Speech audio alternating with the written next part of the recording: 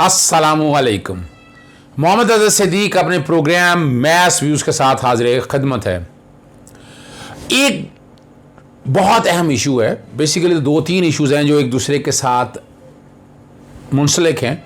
आप तक बताना और आप लोग पूछते हैं ये, और हमारे यहाँ मेन मीडिया स्ट्रीम पे असल हकायक और सच सामने नहीं आता। मेरा काम ये है कि मैं ना सिर्फ मुतलका इदारों को हिलाता हूँ, उनको लिखता हूँ, फिर मैं कोर्टों में जाता हूँ और पब्लिक इंटरेस्ट में कोशिश करता हूँ इन सारे मामलात को हैंडल करूँ या सेटल करूँ और आप तक सही हालात और वाक़यात आ जाएं। एक बात तो आपके सामने ये रखनी है कि नैब के कवानीन देख लें, FI के कवानीन देख लें, ताज़ीरात पाकिस्तान फौजदारी कवानीन देख लें, इन सब में इन्वेस्टिगेशन के अंदर इतनी ज़्यादा आज़ादी है मुल्ज़िम को कि जो दिल चाहता है बोले और उसको कोई रोकने वाला नहीं है। यह समझना बड़ा ज़रूरी है। कोई रोकने वाला नहीं है, कोई पूछने वाला नहीं है। यानी एक मुल्ज़िम होता है, बाहर आके तकरीरें झाड़ रहा होता है और बैठ के जो मर्जी इदारों को कि नैब ने ये कर दिया, FI ने ये कर दिया, पुलिस ने ये कर दिया, हालांकि हकायक उसके बरक्स होते हैं। मैं बेगुनाह हूं, मुझे सियासी तौर पर फंसाया जा रहा है, और ये एक आम रूटीन आप देखते आ रहे हैं। और मुतलका इदारे चाहे कोई, उन्होंने किसी ने कोई एक्शन नहीं लिया। यहाँ ये इदारों की कमज़ोरी है और मैं कोशिश करता रहता हूँ कि इदारे जागें, और उसके लिए मैंने कई ख़त किताबत लिखी, अदालतों में गया, लेकिन ना नैब ने कोई एक्शन लिया और ना नैब के कानून के मुताबिक इख्तियारात मौजूद हैं, लेकिन वो कोई इदारा आगे आए। यानी अवाम को इतना गुमराह कर दिया। फिफ्थ जनरेशन वार के अंदर कोई झूठे केस हैं, आपके सामने मौजूद है कि नवाज शरीफ को 2 केसों में सजा हो चुकी है और उसका बाकी खानदान भगोड़ा है, एब्सकॉन्डर है, भागा हुआ है, अदालतों को फेस नहीं कर रहा है, और वहां बैठ के इदारों के खिलाफ, हमारी फौज के खिलाफ, अदालतों के खिलाफ जो ऑलफॉल भगता है और वो बिकता है। और यही मरियम नवाज, ये सारा मामला, फिर मैंने, आपको याद है कि मैं पैमरा में गया कि एब्सकॉन्डर को आने की इजाज़त नहीं है, पाबंदियां लगवाई, ये रिकॉर्ड की चीज़ें मौजूद है। मैंने एक और फोरम जो है ना बाकायदा चुना, और वो मैं बताता हूँ आपने ख़ास तौर पर का प्रोटेक्शन ऑर्डर के हवाले से। मैंने आपको जिस्मानी रिमांड और जुडिशल रिमांड, फिज़िकल और जुडिशल रिमांड का फ़र्क बता दिया था। जिस्मानी रिमांड में मुल्ज़िम को हवाले किया जाता है पुलिस के, FIA के या नैब के, ताकि वो इंक्वायरी और इन्वेस्टिगेशन करे। चलाक और शातिर जो हैं, पर्चा दर्ज होने के बाद वो ज़मानत कबल गिरफ्तारी कर लेते हैं और हाथ नहीं आते। नैब में भी इस तरह आपने कई केसेस ऐसे देखे हैं। और जो देखें, इन्वेस्टिगेशन का प्रोसेस यही है कि मुल्ज़िम को हवाला करके उससे इंक्वायरी इन्वेस्टिगेशन करके डाटा डिटेलें जो छुपा के रखी हैं, जो करप्शन की है, जो लूट मार की है, या फ्रॉड किया है, या कत्ल के मुल्ज़िम है, वो सारा कुछ निकालना होता है। यहाँ जो मिसयूज़ होता रहा है ना, वो मैं आपके सामने मैं रख देता हूँ। ये मैंने बाकायदा, मैं पिछले 2018 से 2019 में मैं लगा हूँ 3 रेट पटिशनें फ़ाइल की हुई हैं। एक रेट पटिशन जो सबसे पहली 2018 में फ़ाइल की, वो 25,000 और 2,54,254 2018 Munir Ahmed versus federation of Pakistan, ये प्रोडक्शन ऑर्डर इस कॉन्टेक्स्ट के हवाले से।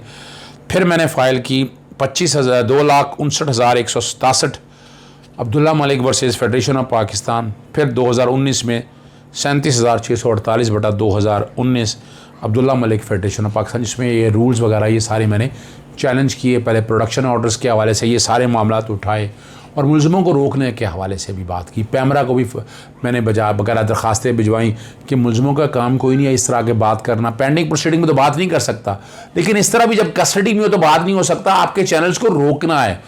यानी एक बंदा जो अपना प्रोवोक कर रहा है और आर्टिकल 19 की खिलाफ वर्जी हो रही है। आर्टिकल 19 में बार बार आपके सामने में रखता हूँ, उसमें आप प्रोवोक नहीं कर सकते हैं। आप अदालती मामलात पे कंटेम्प्ट के हवाले से, ग्लोरी ऑफ इस्लाम के लिए हमसाया ममालिक, लेकिन यहाँ सारा कुछ बिकता है और पाकिस्तान के अंदर ये सब कुछ बिक रहा है।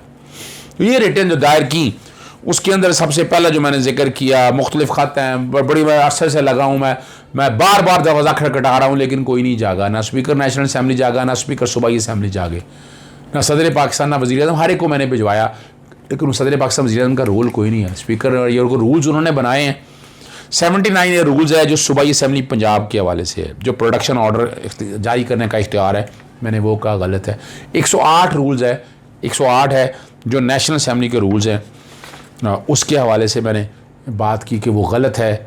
और अब मैं कोशिश करूँ 79 ए रूल पंजाब असम्बली का भी आप बैकग्राउंड पे चल रहा होगा, 108 रूल जो नेशनल असम्बली का जो प्रोडक्शन ऑर्डर्स के हवाले से वो भी चल रहा होगा, ताकि आपको समझ आ जाए इशू क्या है। काफ़ी लेंथी है ये लेटर जो मैंने पहले बैठ कर लिखा है, और उसके अंदर जो आपके सामने जो चीज़ें सारी ख़ास तौर पर रखनी है। फिर मैंने यानी यहाँ क्या इजलास हो रहा है, बंदे को पेश कर दें, वो बजाय वहाँ इंक्वायरी और इन्वेस्टिगेशन भुगतने के लिए वो आगे असम्बली में इजलास में आया है, वो आया है, तकरीरें कर रहा है, बाहर कर रहा है, मिल रहा है। आसिफ अली जरदारी साहब ने बकायदा जियो को इंटरव्यू दिया था, ये रिकॉर्ड की चीज़ें हैं, ये सारा कुछ है। शहबाज शरीफ आता है हमें और आपके सामने जो जितने मुलजमान हैं, शहबाज शरीफ, हमजा शरीफ, ये सारे प्रोडक्शन ऑर्डर इंजॉय करते रहे। राना सनाउल्लाह, ख्वाजा आसिफ अली जरदारी, खुर्शीद शाह, फरियाल तालपुर, अभी पिछले दिनों अपना परवेज़ लाइन नज़ीर चौहान के बारे में लिखा गया, लेके आओ प्रोड्यूस करो, अलग FIA में वो फिजिकल रिमांड के दौरान था। ये सारी चीज़ें लिखी मैंने। फिर इसको मज़ीद क्लियर करने के लिए आर्टिकल 63A का जिक्र किया कि असम्बली के अंदर अगर आना है, किसी की बहुत ज़्यादा ज़रूरत है, तो कब है ज़रूरत। वो डिस्क्वालिफिकेशन के हवाले से 3 वजूहात मैंने वो बयान किया। आर्टिकल 63A भी बैकग्राउंड पे चल रहा होगा कि जब वज़ीर आला का या वज़ीर-ए-आज़म का वोट ऑफ कॉन्फिडेंस या वोट ऑफ नो कॉन्फिडेंस, तो वहाँ उसका पहुँचना होना बहुत ज़रूरी है। जब आईन पाकिस्तान 1973 ने हाल हालात पैदा कर दिए कि कब होना है, तो उसमें स्पीकर कहाँ से आ गया कि वो अदालती इख्तियारात को वायलेट कर रहा है। मैं आगे बताता हूँ अदालती इख्तियारात को कैसे वायलेट कर रहा है। और मनी बिल यानी फाइनेंस बिल या बजट पास होना है, तो बजट के हवाले से जब सूबाई असम्बली में या कौमी असम्बली में, चूँकि बंदे उतने होने चाहिए, बजट पास नहीं हो सकेगा ना, आपका निज़ाम नहीं चल सकेगा, इसलिए वहाँ बहुत ज़रूरी है वहाँ होना। यानी जैसे 3 वजूहात मैंने आपके सामने रखी हैं। इसके अलावा प्रोडक्शन ऑर्डर जितने भी जारी हो रहे हैं गलत हो रहे हैं, और ये चल रहा है, और इस पर किसी ने भी सीरियस एक्शन नहीं लिया, ना स्पीकर नेशनल असम्बली, ना स्पीकर सूबाई असम्बली ने। अब मैं आपके सामने वजह बताऊँ कि देखिए, अदालत आर्टिकल 175 बैकग्राउंड पे चल रहा होगा। 3 चीज़ें याद रखनी है, एग्जेक्टिव,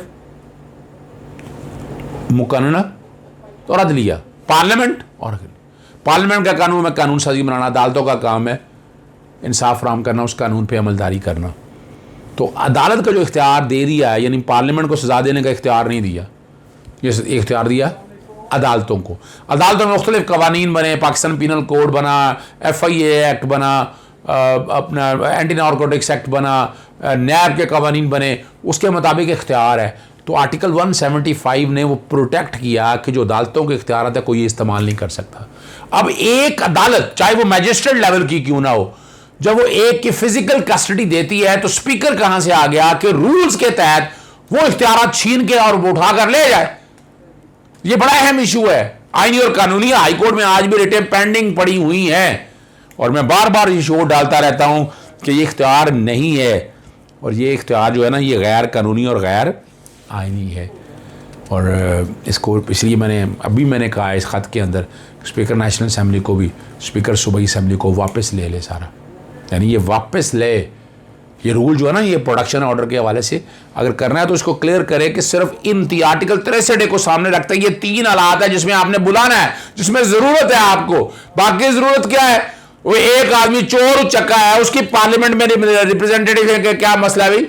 एक आदमी लूट के खा रहा है और आपके वो पार्लियामेंट में बैठ के इख्तियारात इस्तेमाल करे। ये कहीं पूरी दुनिया में ऐसा नहीं होता, हाँ पाकिस्तान के अंदर ऐसा हो रहा है। मैंने फिर आज उसके अलावा आर्टिकल सेक्शन 24D की बात भी की है, जहाँ 90 दिन के रिमांड की नैब की बात है कि 90 दिन के अंदर अदालत ने देना, लफ्ज़ में इस्तेमाल किया, अदालत ने देना 90 दिन के लिए। और यहाँ आपके पास मिसालें मौजूद हैं, मैंने बार बार लिखा है कि किस कानून के तहत शहबाज शरीफ को दे दिया, हमजा शरीफ को दे दिया, राना सनाउल्लाह, आसिफ अली जरदारी, इनको किस कानून के तहत आपने प्रोडक्शन ऑर्डर जारी किया बजाय रिमांड भुगतने के लिए। ये आगे वहाँ पार्लियामेंट में आकर बैठ गए और जो माँ बहनें कर रहे हैं, जो तरीकाकार इख्तियार कर रहे हैं, उसकी इजाज़त बिल्कुल नहीं है और ना होनी चाहिए। ये तरीकाकार बिल्कुल गलत है, आईन खिलाफ कानून है, खिलाफ आईन है ये सारा, और ये और दीन की प्रोविजंस के खिलाफ भी है। लेकिन यहाँ प्रिविलेज दी हुई है, आपने फ़ायदा दिए हुए हैं, एडवांटेजेस दिए हुए हैं, ये सारा मैंने लिखकर बड़ी क्लियर के साथ फिर मैंने पैमरा के हवाले से बात भी की है। फिर मैंने क्या किया है, मैंने पूछा इन सब से नेशनल असेंबली का सुबह कितने प्रोडक्शन ऑर्डर जारी किए हैं, किस तरह जारी किए हैं, वो सारे प्रोडक्शन ऑर्डर मुझे और मैंने वजूहात मांगी, किन वजूहात पर आपने प्रोडक्शन ऑर्डर जारी किए, क्या था ऐसा, क्या ऐसा इमरजेंसी चल रहा था, वो सारे बताई है। और साथ मैंने पूछा कि वो जब आए यहाँ आकर क्या मीटिंग में अटेंड किया, क्या कुछ पार्टिसिपेशन की, क्या कोई कानून पास किया, वो तफसीलात भी फराहम की जाएँ, और ये बड़ा वाज़ेह तौर पर है। और मैंने कहा यहाँ आकर जब शहबाज शरीफ आया वो आकर तकरीरें करते रही, उस पर क्या एक्शन लिया आपने, आप आइन को वायलेट नहीं कर रहे हैं, आप नैब के इख्तियारात जो अदालतों के इख्तियारात में मुदाखलत नहीं कर रहे हैं, ये वो सारे सवाल लिखे। और मैंने कहा कि ये रूल्स आइनी गैर आइनी डिक्लेयर किए जाएँ। ये मैंने कोशिश और काविश की है, अपने तौर पर कोशिश कर रहा हूँ, लेकिन मैं लगा हुआ हूँ, लेकिन इतना आसान काम नहीं है। आप लोग रेज़ करें आवाज़, शोर डालें इसके ऊपर। पाकिस्तान में बहुत से कवानीन ऐसे हैं, मैंने बहुत से काम किए, लेकिन आहिस्ता आहिस्ता जो कोई आप लोगों की जब डिमांड आती है, जब बात आती है, मैं कोशिश करता हूँ ये रखूँ। यानी ये प्रोडक्शन ऑर्डर गैर कानूनी, इसमें मुल्ज़िमों को फ़ायदा हो रहा है, लूट मार, यानी यही तो प्रिविलेजेस है, यही एडवांटेजेस हैं। उसको कौन पकड़ाएगा? एक आम आदमी को इस तरह के लाए ना, जरा एक दफ़ा चले जाए ना फिजिकल रिमांड पे, जरा इस तरह ला के तो दिखाएं आप, हमने देखे हैं सारे। तो ये बड़ी ज़्यादती है, ये जो है ना आर्टिकल 25 की वायलेशन है, डिस्क्रिमिनेशन हो रही है, ये ख़त्म होना चाहिए। ये कौन ख़त्म करेगा? अदालतों में तो ले गया हूँ कि आपकी असेंबली में पार्लियामेंटेरियन बैठे हैं, उनको ख्याल आया, उनको ज़हन में आया कि इस तरह के कवानीन नहीं चलने चाहिए, पर वो बना रहे हैं, दोनों तरफ बनाई जा रहे हैं। मैं आपके इजाज़त चाहूँगा, कोशिश की है चीज़ें मैंने क्लियर कर दूँ। अस्सलामु अलैकुम, अल्लाह हाफ़िज़, पाकिस्तान जिंदाबाद।